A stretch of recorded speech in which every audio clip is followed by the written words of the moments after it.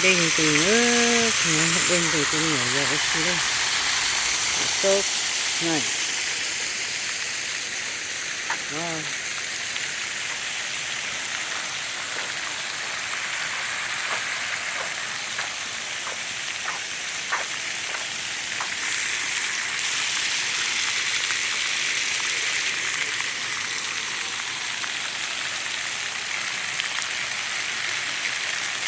มาต่อไปใช้ถึงมัดฟัน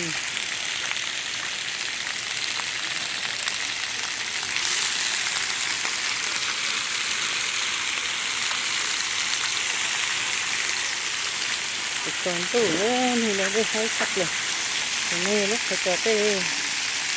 ปูจะมาเต้หลอกปูเราจะมาจ้าข้างหลังเจ้าคู่นี่กลับไปใช้มันนะสิ